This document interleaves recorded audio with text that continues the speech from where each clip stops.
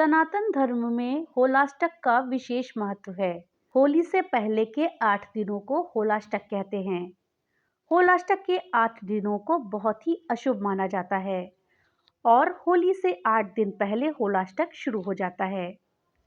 इस समय में कोई भी शुभ काम जैसे कि विवाह, मुंडन, गृह प्रवेश, सगाई, विदाई ये सब काम नहीं होते हैं और ना ही कोई नया काम शुरू किया जाता है।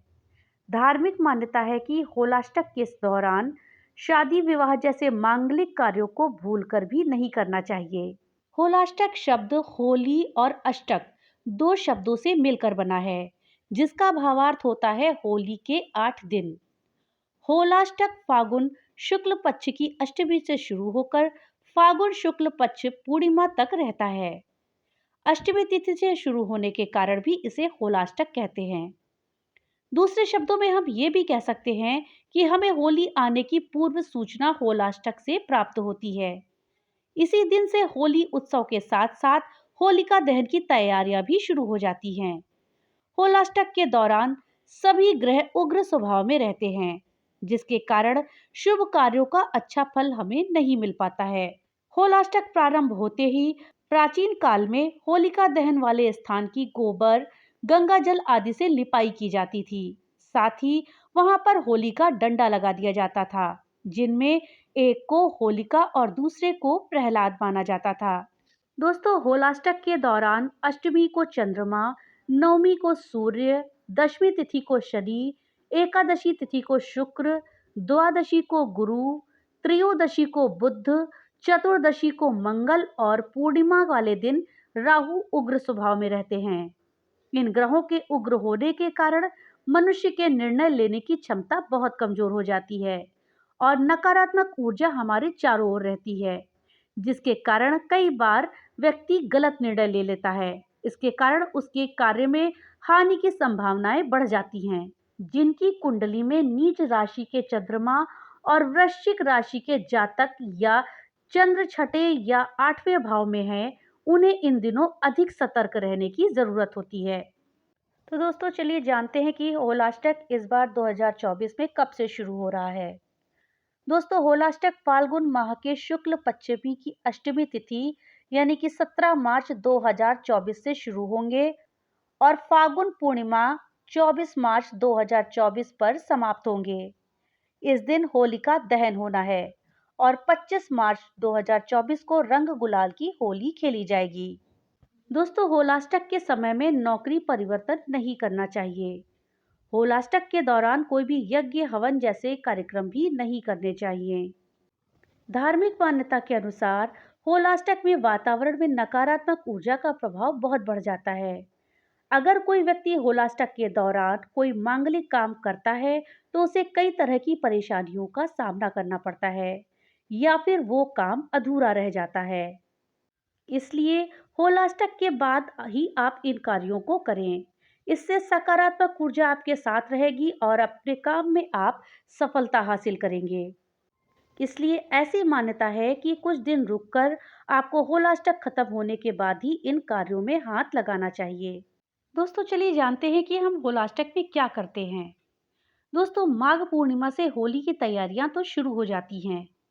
होलाष्टक शुरू होते ही 2 डंडों को स्थापित किया जाता है। इसमें एक होलिका का प्रतीक होता है और दूसरा प्रहलाद से संबंधित होता है।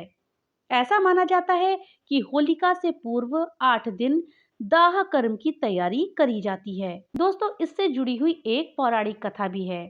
पौराणिक कथा के अनुसार जब प्रहलाद को नारायण भक्ति से विमुख करने के सभी उपाय निष्फल होने लगे तो हिरण्यकशिपु ने प्रहलाद को इसी तिथि फागुन शुक्ल पक्ष अष्टमी को बंदी बना लिया और मृत्यु हेतु तरह तरह की यातनाएं देने लगे, किंतु प्रहलाद विचलित नहीं हुए।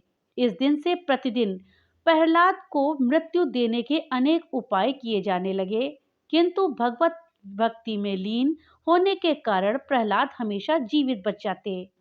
इसी प्रकार 7 दिन बीत गए। 8वें दिन अपने भाई हिरण्यकशिपु की परेशानी देखकर उनकी बहन होलिका ने प्रहलाद को अपनी गोद में लेकर अग्नि में भस्म करने का प्रस्ताव रखा, जिसे हिरण्यकशिपु ने स्वीकार कर लिया।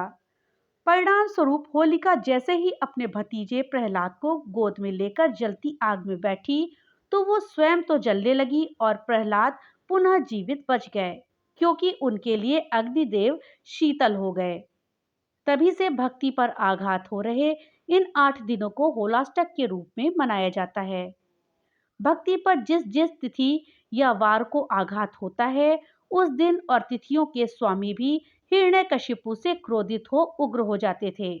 तभी से फागुन शुक्ल अष्टमी के दिन से ही होलिका दहन स्थान का चुनाव किया जाता है। इस दिन से होलिका दहन के दिन तक इसमें प्रतिदिन कुछ न कुछ लकड़ी डाली जाती हैं। पूर्णिमा तक ये लकड़ियों का बड़ा ढेर बन जाता है। पूर्णिमा के दिन शाम को शुभ मुहूर्त में अग्निदेव की शीतलता एवं स्वयं की रक्षा के लिए उनकी पूजा करके होलिका दहन किया जाता है। जब प्रहलाद बच जाते हैं, उसी खुशी में होली का त्योहार मनाते हैं। दोस्तों, ग्रंथों में उल्लेख मिलता है कि भगवान शिव की तपस्या को भंग करने के अपराध में कामदेव को शिव जी ने फागुन अष्टमी में ही भस्म किया था। कामदेव की पत्नी रति उस समय क्षमा याचना करती रहीं और शिव जी ने कामदेव को पुनः जीवित करने का आश्वासन दिया। इसी खुशी में लोग रंग गुलाल खेलते हैं। दोस्तों, होलाष्टक के समय में कुछ काम ऐसे होते हैं जो हमें भूल के भी नहीं करने चाहिए और कुछ काम ऐसे होते हैं जो हमें करने चाहिए। तो चलिए जानते हैं कौन से काम हम इस समय करें, कौन से ना करें। तो सबसे पहले जानेंगे कि हमें इस दौरान कौन से काम नहीं करने चाहिए। दोस्तों, होलाष्टक के दौरान किसी भी तरह के मांगलिक और शुभ कार्यों को नहीं करना चाहिए। इस दौरान आप अपने नए घर का निर्माण करवाना हो या फिर गृह प्रवेश करना हो, ये भी ना करें।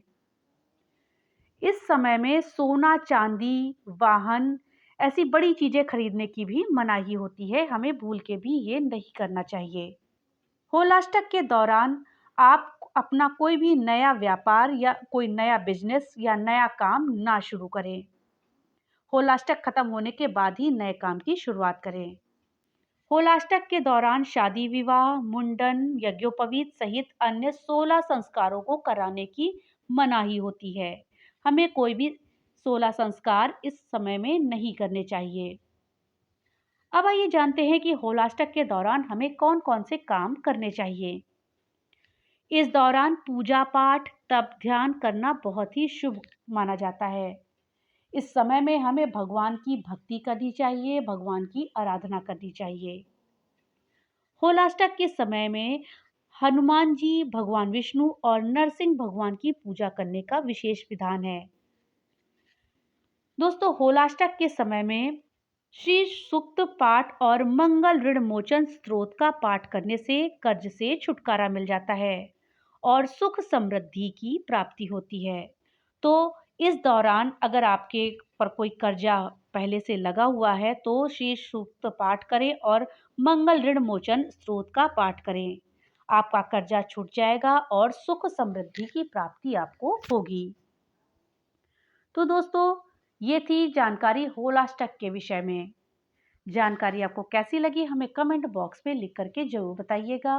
वीडियो अच्छी लगे तो लाइक और ज़्यादा से ज़्यादा शेयर करिएगा। अगर चैनल पे नए आए हैं तो प्लीज़ चैनल को सब्सक्राइब करिएगा। भोलेनाथ की कृपा आप सब पर बनी रहे। तो मिलते हैं अगली नई वीडियो के साथ। तब तक के लिए राधे राधे।